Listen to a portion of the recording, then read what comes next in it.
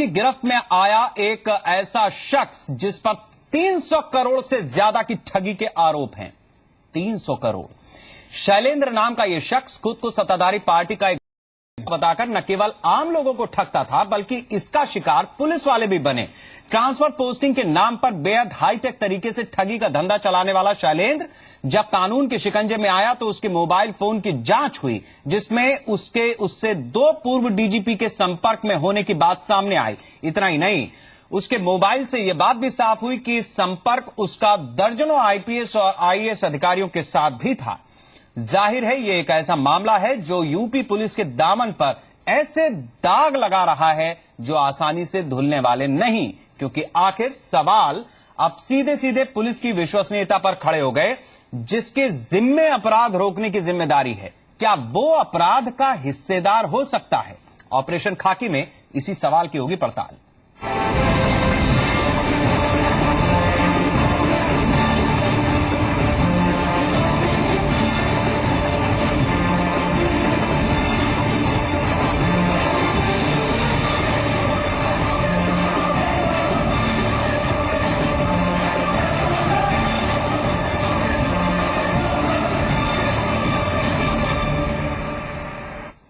और आज इस मुद्दे पर चर्चा के लिए हमारे साथ 2 खास मेहमान होंगे। लखनऊ से रिटायर्ड आईएएस एसके वर्मा जी हैं और यूपी के पूर्व डीजीपी विक्रम सिंह जी हैं। आप दोनों लोगों का बहुत स्वागत है। इससे पहले कि हम अपने मेहमानों के पास चलें, यूपी पुलिस पर हुए अब तक के सबसे सनसनीखेज खुलासे के बाद जहां पूरे पुलिस तंत्र में हड़कंप मचा हुआ है, वहीं दूसरी ओर कई सवाल भी खड़े हो रहे हैं।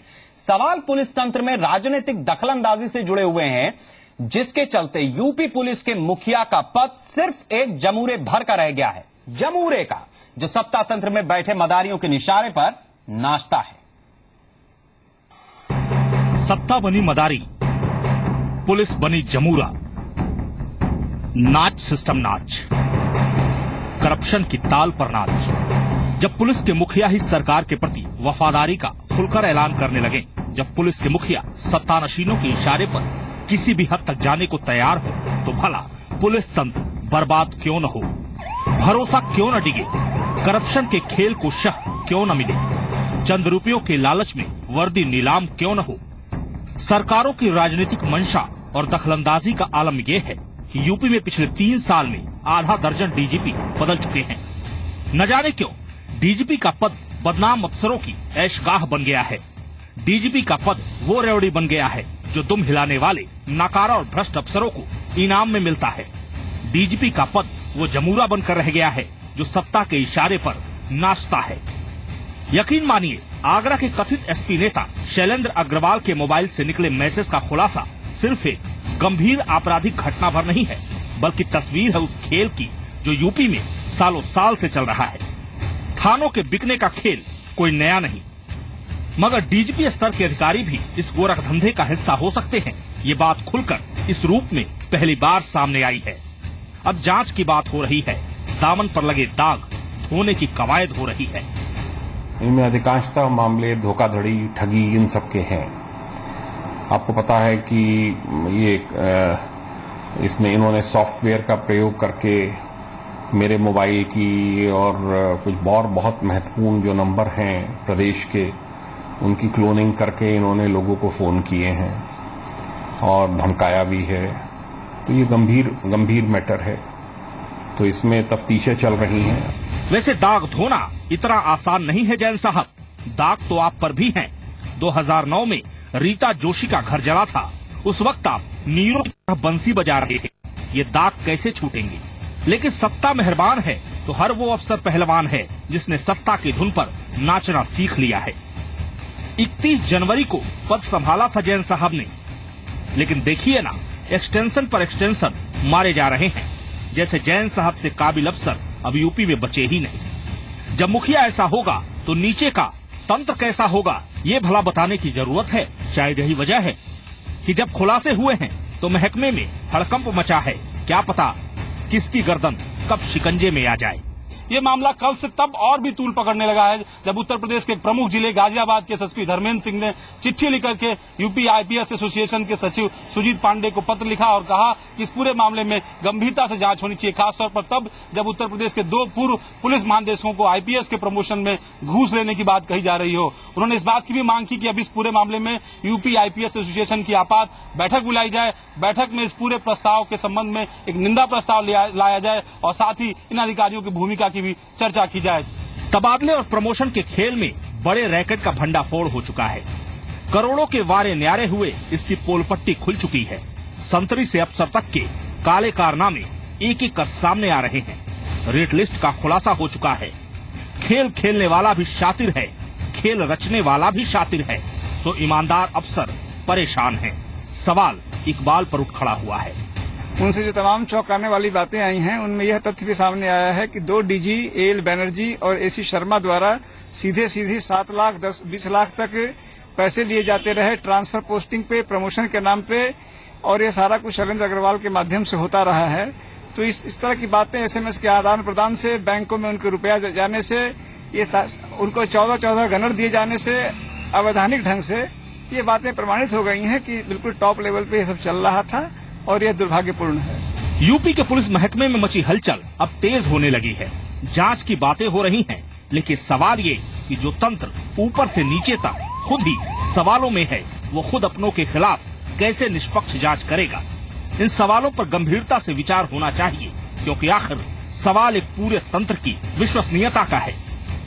लखनऊ से अवनीश विद्यार्थी, जी मीडिया।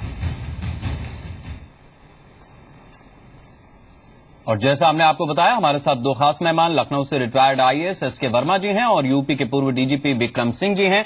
हम पहले रुख करते हैं विक्रम सिंह जी का। विक्रम साहब, ये बताइए कि ट्रांसफर पोस्टिंग में उगाही का जो मामला सामने आया है, 2 पूर्व डीजीपी तक इसके तार जोड़ रहे हैं, आप किस तरह से देखते हैं इसे? देखिए, ये अगर बात सत्य है तो अत्यंत दुर्भाग्यपूर्ण है। पुलिस महानिदेशक स्तर पुलिस का सर्वोच्च स्तर है और पूरा पुलिस फोर्स पुलिस महानिदेशक को माता पिता और गुरु के रूप में देखता है। यह भी स्पष्ट किया जाता है कि पुलिस महानिदेशक किससे मिलेगा, किससे नहीं मिलेगा, किसके यहां जाएगा, किसके यहां नहीं जाएगा, किससे संपर्क रखेगा, किससे संपर्क नहीं रखेगा। अगर आपका समाचार सत्य है तो ऐसा प्रतीत होता है यह सावधानियां नहीं बरती गई और ये चूक पुलिस महानिदेशक स्तर के अधिकारियों द्वारा की गई, जो कि अत्यंत आपत्तिजनक है और अक्षम्य है। विक्रम जी, ये बताइए कि क्या ये सब इसलिए हो रहा है क्योंकि 3 साल से डीजीपी की कुर्सी म्यूजिकल चेयर बनी हुई है? मतलब 6 लोग बदल देना। ये भ्रष्टाचार की पराकाष्ठा है। इसमें अपराध पंजीकृत होना चाहिए और इसमें जांच होनी चाहिए, विवेचना होनी चाहिए और गुण दोष और साक्ष्य के आधार पर कार्रवाई होनी चाहिए। ये बताइए कि आखिर पूर्णकालिक डीजीपी की नियुक्ति क्यों नहीं हो रही? क्या ऐसे काबिल अफसरों की कमी है कि जो पूरी तरह से एक सरकार में या एक सरकार में आधे समय तक इस तरीके से अपना एक कार्यकाल तो पूरा करें? 1 महीना, 2 दिन, 4-5 महीना, ये क्या है? अगर आपने सर्वोच्च न्यायालय की पुलिस रिफॉर्म्स में प्रकाश सिंह बनाम भारत सरकार में अगर आपने देखा होगा तो उसकी जो संस्तुति नंबर 3 है कि पुलिस महानिदेशक कम से कम 2 वर्ष के लिए नियुक्त किया जाएगा और प्रत्येक ऐसा अधिकारी थानाध्यक्ष से लेकर के डीजीपी तक वो 2 साल तक नियुक्त किया जाएगा। और इसकी अवहेलना करने का तात्पर्य ही यही होता है कि लुंज पुंज और लचर किस्म के अधिकारी नियुक्त किए जाएं, जो कि पूरी तरीके से अपने आकाओं को त्वमेव माता च पिता त्वमेव कह करके संबोधित करें और उनके जायज और नाजायज बात मानने में उनसे पहले तत्पर हो। तो किस तरह से देखें कि क्या ईमानदार अफसरों को डीजीपी बनाने से सरकारें घबराती हैं? उनको डर है किसी बात का, या फिर ये धंधा है इसलिए गंदा है और सबका इसमें हिस्सा है? दुर्भाग्यपूर्ण और सुप्रीम कोर्ट के आदेशों का सर्वथा उल्लंघन पुलिस रिफॉर्म्स में मैंने आपसे बताया कि बिंदु संख्या 3 यही है कि पुलिस महानिदेशक को कम से कम 2 वर्ष का कार्यकाल होना चाहिए और किसी को भी आप पुलिस महानिदेशक नहीं बना सकते हैं जो सर्वथा उपयुक्त हो, जिनको एक अनुभव हो, जिनका सेवा अभिलेख उच्च कोटि का हो उसका पैनल यूपीएससी जब देगी तो उस यूपीएससी के द्वारा नामित पैनल में से आप एक व्यक्ति का चयन कर सकते हैं। विक्रम जी बहुत शुक्रिया। विक्रम साहब हमारे साथ इतने ही वक्त के लिए थे, उनको कुछ काम है, लेकिन इसमें कोई दो राय नहीं है। जिस बेबाकी से उन्होंने इस बात को रखा है कि बहुत सारी ऐसी अनियमितताएं हैं जिसको दरअसल इन सरकारों को देखना होगा। हम एक ब्रेक के लिए रुकेंगे और ब्रेक के बाद जब वापस लौटेंगे तब इस बात को समझेंगे कि आखिर इतना बड़ा सिंडिकेट बन जाता है और जिस तरीके से इस पूरे मामले का खुलासा हो रहा है, क्या हमारी सरकारों तक इस बात की कभी कोई खनक पहुंचेगी या कोई बड़ी कार्रवाई होगी?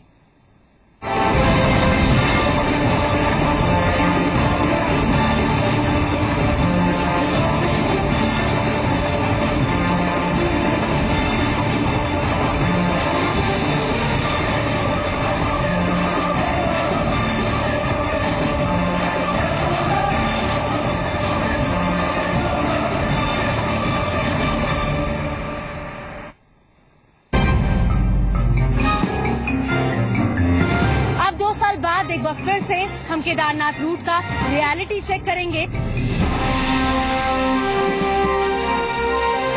बहुत बढ़िया, ये तो अद्वितीय है। भक्ति भाव से आइए, कहीं कोई कष्ट नहीं है।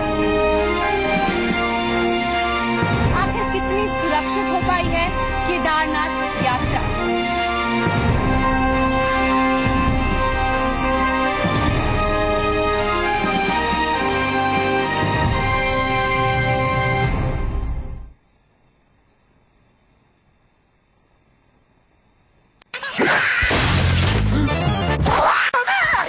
इतने से पर है और तू मुझे कितना उड़ा रहा है? मैं तो बस चिल कर रहा था। इन कपड़ों में ऐसे चिल नहीं रे बाबा, बाहर आ जा और इनको उड़ा। चल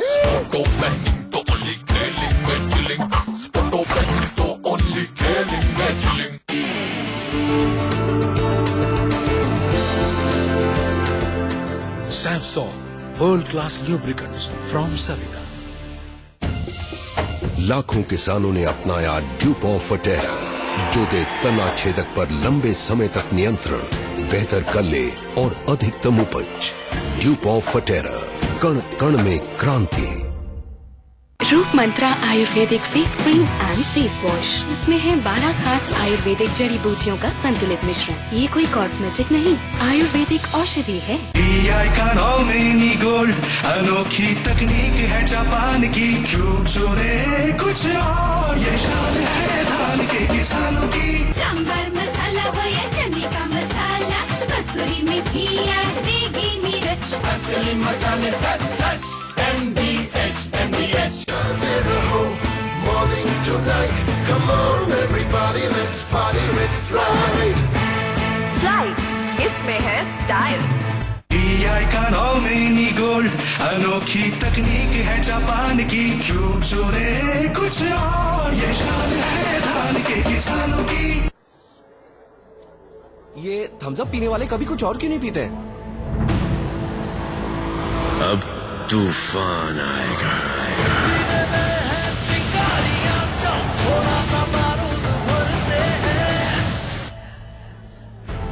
थम्स अप पीते हैं हम क्योंकि इसके हर घूंट में है तूफानी टेस्ट का दम। इट्स तूफानी। क्लासरूम तो जश्न है सपनों का। ITM university Gwalior, celebrating dreams.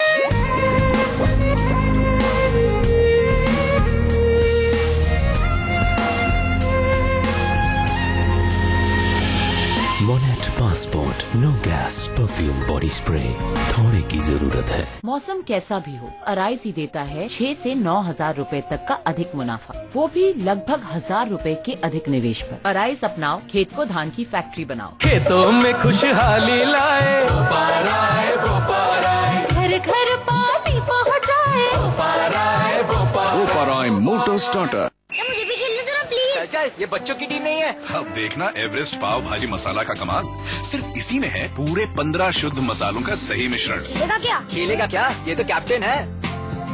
Test में बेस्ट मम्मी और एवरेस्ट। मौसम कैसा भी हो, अराइज ही देता है 6 से 9 हजार रूपए तक का अधिक मुनाफा, वो भी लगभग 1000 रूपए के अधिक निवेश पर। अराइज अपनाओ, खेत को धान की फैक्ट्री बनाओ। एक बुलंद सोच के साथ आओ अब एक मजबूत इंडिया बनाते हैं। बदल दे इंडिया का modern cement. JK Lakshmi pro plus. Good night advanced fast card. फोल्ड किया, चलाया, फू किया, हो गया। इसके TFT मॉलिक्यूल्स फटाक से मच्छरों पे असर करें। देखा, good night advanced fast card, फटाक से फुर्र। मौसम कैसा भी हो, अराइज ही देता है 6 से 9 हजार रूपए तक का अधिक मुनाफा, वो भी लगभग 1000 रूपए के अधिक निवेश पर। अराइज अपनाओ, खेत को धान की फैक्ट्री बनाओ। किसान होना आसान नहीं, फिर भी कितना कुछ करते हैं आप और कितना कुछ कर सकते हैं। इसीलिए महिंद्रा अर्जुन नोवो, महिंद्रा की इस रिसर्च वैली में डिजाइन किया है हमने इसे। इसमें है जबरदस्त टॉर्क ताकि हर मुसीबत को उखाड़ दे। 18 गियर हैं, मतलब किसी भी स्पीड में चलाने की आजादी। आपकी तरह दिन रात डटा रहता है, न थकता है न थकाता है। सच में खेती के अंदाज को बदल देगा ये। टेस्ट ड्राइव कीजिए आज ही महिंद्रा अर्जुन नोवो, अद्भुत टेक्नोलॉजी की मिसाल। रोहित इंजीनियर बनना चाहता है और मिष्टी डॉक्टर। आजकल कोचिंग कितनी महंगी हो गई है, अफोर्ड कर पाएंगे?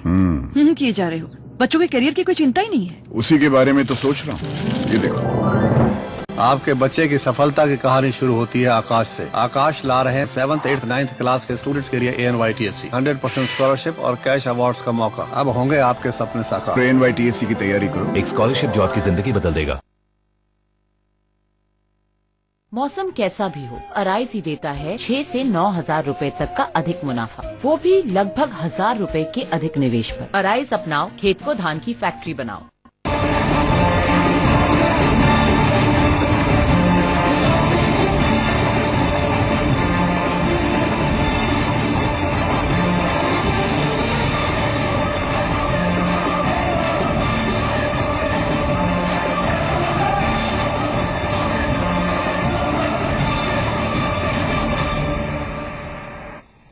हम चर्चा कर रहे हैं कि किस तरह से उत्तर प्रदेश में थाने बिकते रहे और खाकी बिकती रही, खरीदी जाती रही।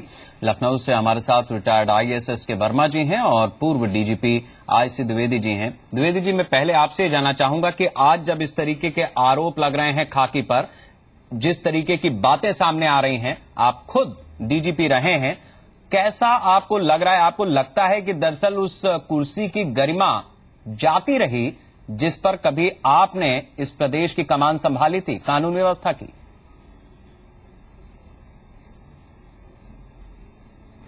देखिए, ओवर द इयर्स इसमें बड़ा अंतर हुआ है। मैंने 1955 में नौकरी शुरू की थी और 1954 में यहाँ एक IG बनाए गए थे, अप्रैल 54 में, श्री MS माथुर, जो फरवरी 1961 तक रहे। तो कहाँ तो आप ये देखें कि एक IG का शासनकाल 7 साल तक रहे और कहाँ आप एक ऐसी स्थिति में आ गए कि 7 महीने भी लोगों का शासनकाल नहीं रहता जिसमें वो अपनी पुलिस फोर्स की लीडरशिप को प्रॉपर ढंग से निर्देशित कर सकें। तो जो पॉलिटिकल एग्जीक्यूटिव है, एक्चुअली देखना उसी को होता है कि उसको आज्ञाकारी और ऐसी पुलिस की जरूरत है कि जो उनके राजनीतिक हितों का ख्याल रखे, या प्रोफेशनल पुलिस की जरूरत है। और जहां तक आपने कहा कि भाई अब तो एक स्थिति ऐसी हो गई है कि जो कुछ अखबार में पढ़ता हूं तो ये कहने में कई बार शर्म महसूस होती है कि 35 साल पुलिस की नौकरी की। ठीक है, ये एक शर्मिंदगी की बात है, इस बात को आप बहुत बेबाकी से कबूल कर रहे हैं। वर्मा जी, मैं आपसे जानना चाहूंगा कि व्हाइट कॉलर 2 तरीके की होती हैं। एक तो ये है जैसे हम लोग कमीज पहने हैं, इसमें नीचे कॉलर जा रही है, और एक व्हाइट कॉलर होती है जिनकी खड़ी रहती है, वो कुर्ते में होती है। मैं आपसे जानना चाहूंगा कि वो वाली व्हाइट कॉलर जो खड़ी रहती है ज्यादा दोषी है या ये वाली?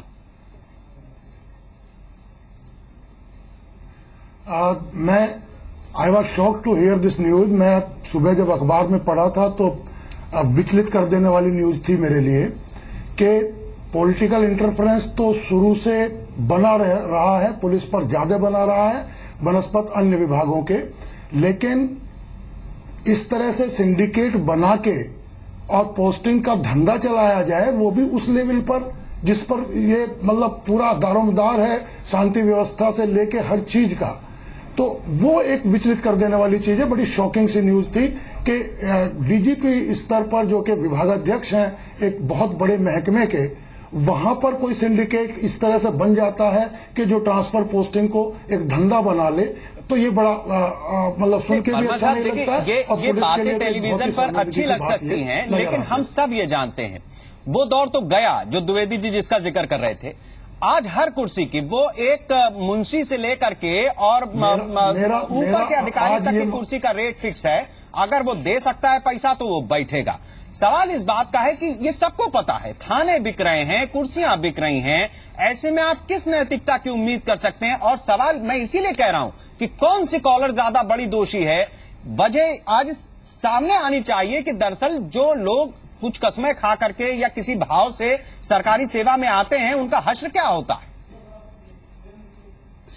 सफेद कॉलर जो ऊपर को उठा हुआ रहता है उसी की इच्छाएं होती हैं और उसी की इच्छाएं बलवती भी हैं, उसी को सारे अधिकार भी हैं। शेखर जी नहीं तो सर ये बताइए कि अगर मैं यही कह रहा हूं, अगर उनके पास मान लीजिए वो है, मैं कह रहा हूं कि क्या वो सारे आईएएस आईपीएस से इस्तीफा ले लेंगे, पीसीएस से इस्तीफा ले लेंगे? अगर आप अपने में ईमानदार हो, कितने हटा देंगे? 2, 4, 10 हटाएंगे, 20 हटाएंगे? मैं ये नहीं कह रहा हूं। तंत्र में ईमानदार लोग भी हैं, तंत्र में बेईमान लोग भी हैं, लेकिन बेईमान लोगों को ज्यादा प्रेशर मिल रहा है और ईमानदारी से जो लोग अपना पक्ष रखना चाहते हैं या काम करना चाहते हैं वो कभी न कभी अपने को पीड़ित और ठगा हुआ महसूस करते हैं। मैं केवल इतना कह रहा हूं कि ठीक है, मैं आता हूं आपके पास। द्विवेदी जी, मतलब 100 में से 99 बेईमान, फिर भी मेरा प्रदेश महान। ये जो स्थिति बनी हुई है, आखिर ईमानदार लोग कुछ तो होंगे ना? ऐसा क्यों है कि उन बेईमानों की तूती बोलती है और ईमानदार मसक रहता है? शेखर जी अगर ईमानदार तंत्र में नहीं होंगे तो ये तंत्र चलेगा ही नहीं। सर चल कहाँ रहा है? आप परसेंटेज में कह सकते हैं चल ही नहीं रहा सर। मैं इसीलिए तो चर्चा कर रहे हैं द्विवेदी जी। तंत्र को चलाने में जो तंत्र चल रहा है या जो सर जी मैं यही आपसे जानना चाहूंगा, ये तंत्र कहाँ चल रहा है? कहाँ है कानून व्यवस्था? संविधान में जो व्यवस्थाएं दी गई हैं। अरे मेरे से बात करना चाहिए जी। द्विवेदी जी आप जवाब दें। प्रश्न फिर पूछे। मैं आपसे ये जानना चाहूंगा कि कहाँ है तंत्र, है कहाँ? ये तो फेल हो गया भाई। तंत्र तो धीरे धीरे इस अवनत दशा में पहुंचा है, एकदम तो पहुंचा नहीं। और जैसे वर्मा जी कह रहे थे, आपको तो ये देखना पड़ेगा कि पॉलिटिकल एग्जीक्यूटिव क्या चाहता है। पॉलिटिकल जो भी डीजी अपॉइंट करते हैं, आफ्टर ऑल जिन 2 डीजी के नाम आए उनको भी तो पॉलिटिकल एग्जीक्यूटिव नहीं चुना। वहां तक पहुंचते हुए जिस पद के लिए वो चुने गए वो प्रदेश में नौकरी कर चुके थे 30 साल 35 साल। हर व्यक्ति की एक रेपुटेशन होती है जो बहुत जल्दी पता चल जाती है।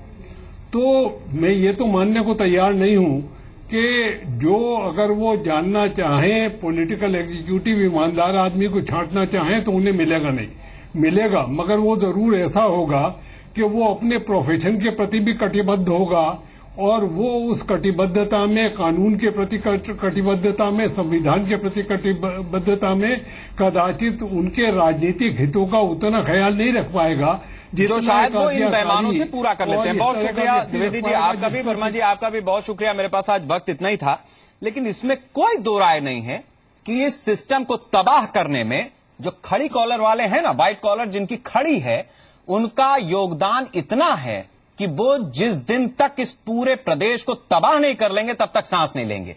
और बलिहारी उन बेईमानों की है और उन ईमानदारों पर अफसोस है जो बड़ी संख्या में हो सकते हैं, होंगे, लेकिन चंद बेईमानों के आगे इस कदर लाचार हैं। अरे